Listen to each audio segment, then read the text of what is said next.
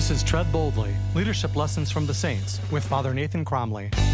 My name is Father Nathan Cromly. I'm the president of the St. John Institute, and this is Tread Boldly, Leadership Lessons from the Saints. With very few exceptions, most of us today want to be successful. We want to find and live a life that's genuinely happy, and we look for philosophies and answers to what will bring us that happiness. Some say physical health is the key.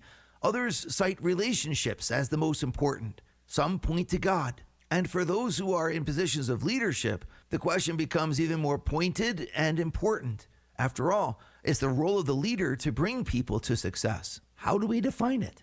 Well, typically, we define success in terms of things that we have, be it a good reputation, be it an approval from those who are in power, be it physical possessions, be it health. Many people put such a focus on this possession that they think it's essential to being happy. And of course, they're not all wrong. After all, possessions can really help us on our road to success. The question is, what do we do when we don't have them? Does God have a different plan for us than the world might propose? Is it possible that God work his wonders through our poverty? And therefore, ought leaders, especially Christian leaders, not be equally attentive and respectful to the poverties of those we lead and the empty, open moments of life as we are to the full? I'm thinking of this inspired by the example of St. Joseph. In Luke chapter 2, we read, "When the time came for their purification according to the law of Moses, they brought Jesus up to Jerusalem to present him to the Lord."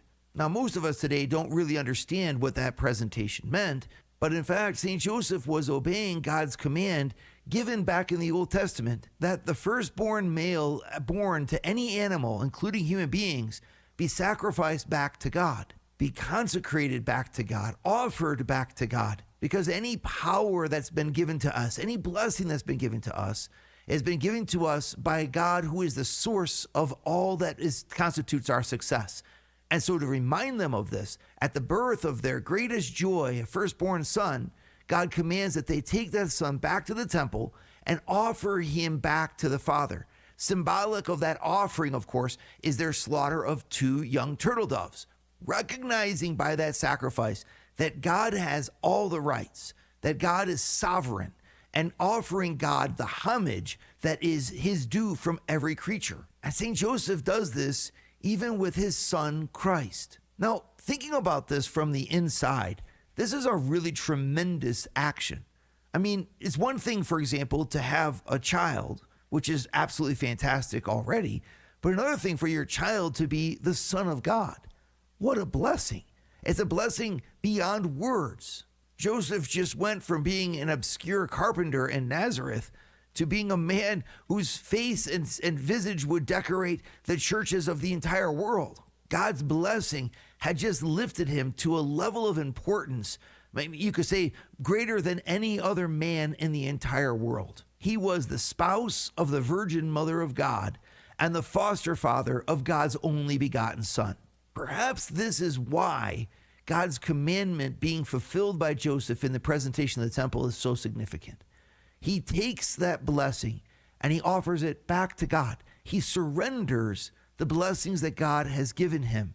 God fills him with a blessing and he empties that blessing out by surrendering it entirely back to God. When he presents Jesus in the temple, he presents also his own heart.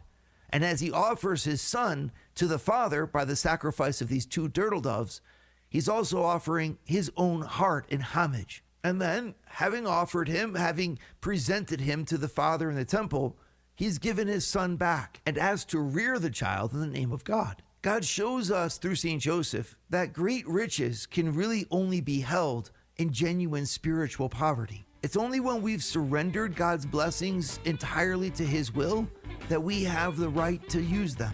St. Joseph couldn't claim any rights over the child Jesus.